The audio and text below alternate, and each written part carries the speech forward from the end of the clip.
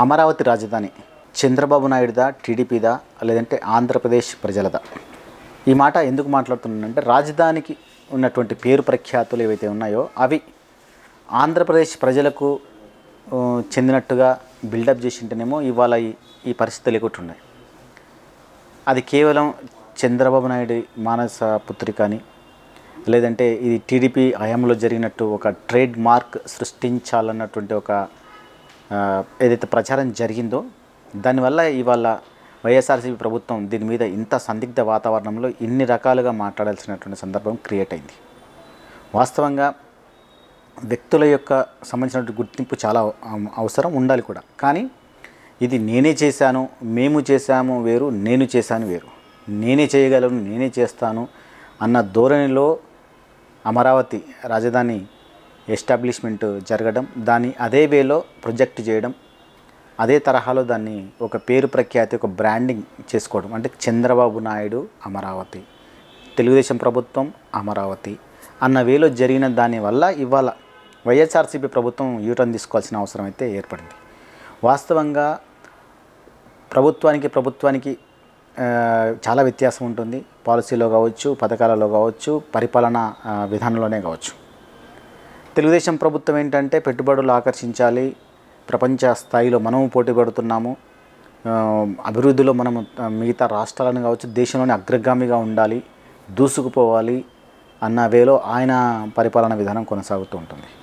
వైఎస్ఆర్సీపీ ప్రభుత్వం ఏంటంటే మాకు సింగపూర్ ఫ్లైట్ టికెట్ కంటే కూడా మాకు సగటు తల్లి యొక్క పౌష్టికాహారం ముఖ్యం అన్న వేలో ఈయన వైఎస్ఆర్సీపీ ప్రభుత్వ పరిపాలనా విధానం ఒకలాగా ఉంటుంది. సో ఈ రెండింటికి మధ్యలో ఉన్నటువంటి ఒక కలల సౌధం ఏదైతే రాజధాని ఉందో, ఈ కలల సౌధానికి ఇప్పుడు వచ్చినటువంటి అడ్డంకులు, ఆటంకాలు ఇన్ని కావు. వాస్తవంగా 1,10,000 కోట్లతో రాజధానిని నిర్మించాలని, మరి ఈ 1,10,000 కోట్లను నిర్మించినటువంటి రాజధాని విజన్ అంటే 2025 వరకు దీన్ని కంప్లీట్ చేయాలని కూడా ఒక ప్రణాళికను వేసుకున్న తర్వాత దీన్ని స్టార్ట్ చేయడం జరిగింది. వాస్తవంగా అంత అమౌంట్ పెట్టగలమా?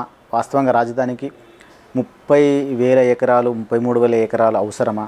అది కూడా 29 గ్రామాలకు సంబంధించినటువంటి ల్యాండ్స్ తీసుకోవాల్సినటువంటి అవసరం ఉందా? ఇది ఒక పాలసీకి సంబంధించినటువంటి ప్రభుత్వం కావచ్చు, పార్టీ కావచ్చు అడిగేటటువంటి క్వశ్చన్స్. వాస్తవంగా గతంలో కూడా మనం చాలా విషయాల్లో మాట్లాడిన తర్వాత కూడా అప్పుడు ఏంటంటే రాజధానికి సంబంధించి ఇన్ని వేల ఎకరాలు సేకరణ ఎందుకు? అది కూడా మంచి పంటలు పండేటటువంటి భూములు ఉన్నటువంటి ప్రాంతం.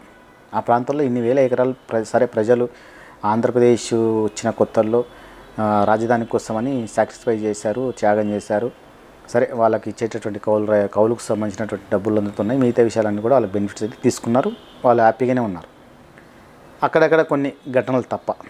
కానీ ఇవాళ అసలుకే ప్రాబ్లం వచ్చినట్టుగా రాజధాని అక్కడి నుంచి షిఫ్ట్ అయిపోతుంది. కేవలం లెజిస్లేటివ్ రాజధాని అమరావతిలో ఉంటుంది, జ్యుడిషియల్ రాజధాని కర్నూలులో ఉంటుంది, మిగతా అడ్మినిస్ట్రేషన్ రాజధాని విశాఖపట్నంలో ఉంటుంది. ఇలా 3 కోణాల్లో ట్రయాంగిల్లో ఉన్నటువంటి ఈ క్యాపిటల్ సిటీ పరిస్థితి ఏంటంటే, ఇప్పటికే అమరావతిలో 5,800 కోట్లు ఖర్చు పెట్టి అన్ని భవనాలను ప్రారంభించారు. అది అసంపూర్తిగా ఉండిపోయింది. అక్కడక్కడ తాత్కాలిక భవనాలు, అది పూర్తి స్థాయిలో భవనాలు కాకుండా తాత్కాలిక భవనాలు అయితే నిర్మింపజేశారు. తాత్కాలిక హైకోర్టు వచ్చింది, తాత్కాలిక సెక్రటరియట్ వచ్చింది, తాత్కాలిక అసెంబ్లీ వచ్చింది. సో ఇన్ని వచ్చాయి. కాకపోతే ఏంటంటే తాత్కాలికంగా రన్ అవుతున్నాయి. ఇప్పుడు ఇక్కడ నుంచి మార్చడం తీసుకునే స్టెప్ ఏదైతే ఉందో ఆ స్టెప్కు పెద్ద ఆటంకం అనిపించలేదు ప్రభుత్వానికి, ఇప్పుడున్నటువంటి ప్రభుత్వానికి. ఎందుకంటే పూర్తి స్థాయిలో నిర్మాణాలు జరగలేదు, అన్ని ఫండ్స్ కూడా ఇప్పుడున్న పరిస్థితుల్లో లేవు. 1,10,000 కోట్లు ఖర్చు పెట్టి చేయాల్సినటువంటి అవసరం అయితే ఇప్పుడున్న ప్రభుత్వానికి లేదని వాళ్ళు చెప్తున్నారు. వాస్తవంగా ఇప్పుడున్నటువంటి లోడ్ బడ్జెట్ కావచ్చు, అప్పులో ఉన్నటువంటి రాష్ట్రం కావచ్చు, అలాగే కేంద్ర సాయం అందనటువంటి పరిస్థితుల్లో ఇక జీడిపి వృద్ధి రేటు కూడా మనం చూస్తూనే ఉన్నాం ఏ రకంగా ఉంటుంది. ఇన్ని సమయాలలో ఇప్పుడు రాజధాని ఒక్కటే హైప్ చేయడం వల్ల వచ్చేటటువంటి కొత్తగా ఒనగూరే అభివృద్ధి అయితే ఏమీ కనిపించట్లేదు వాస్తవంగా.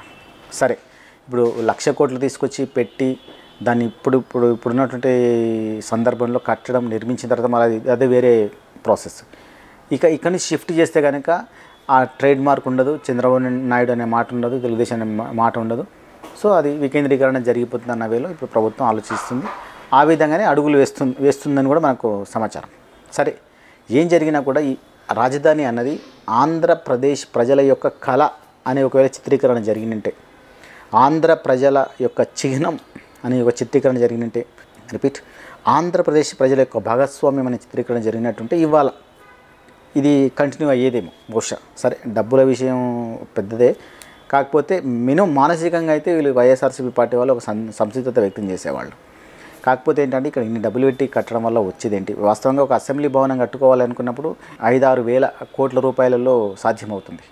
అదే ఒక సెక్రటరేట్ కట్టాలనుకున్న, అసెంబ్లీ కట్టాలనుకున్న, హైకోర్టు కట్టాలన్నా కూడా ఇన్ని వేల కోట్ల రూపాయలు, 1,00,000 కోట్ల అయితే అవసరం పడదు వాస్తవంగా. సో అదే అనుకున్నారేమో వాళ్ళు, బహుశా ఉన్నాయి కదా ఎందుకు ఇప్పుడు మళ్ళీ ఇన్వెస్ట్మెంట్ పెట్టడం ఎందుకు అనేది కూడా వాళ్ళ ఆలోచన ఉండొచ్చేమో. అన్ని కారణాల మధ్యలో ఇవాళ అమరావతి టీడీపీదా, అమరావతి చంద్రబాబుదా, లేదంటే అమరావతి ఆంధ్ర ప్రజలదా అన్నది మాత్రం ఒక క్వశ్చన్ మార్క్గానే మిగిలిపోయింది. చూద్దాం మరేం జరుగుతుంది దీనిపైన. హన్మకొండలోని హైగ్రీవాచారి మైదానంలో డిసెంబర్ 15 నుంచి 21 వరకు అతిరుద్ర మహాయాగం ఆహ్వానించారు Srimathi Sri Tatipalli Rojarani Srinivas, MD Bhavithasri group of companies. మన top Telugu TV ShareChat లో, అలాగే డైలీ హండ్ న్యూస్ హ్యాప్స్ లో కూడా ఉంది. ఫాలో అవ్వండి. ఇంతకీ మా ఛానల్ సబ్స్క్రైబ్ చేసుకుంటారుగా, గంట కొట్టడం మాత్రం మర్చిపోవద్దు. Hello guys, this is Vinay Kuya. Hi, Nirumi Sonakshi Verma. Hi, this is Avantika. This is Daystar Gopal. Please like, share and subscribe to. Please subscribe it. Please subscribe to Please subscribe to like, share and subscribe to Top Telugu TV. Top Telugu TV. Top Telugu TV. Top Telugu TV. Top Telugu TV.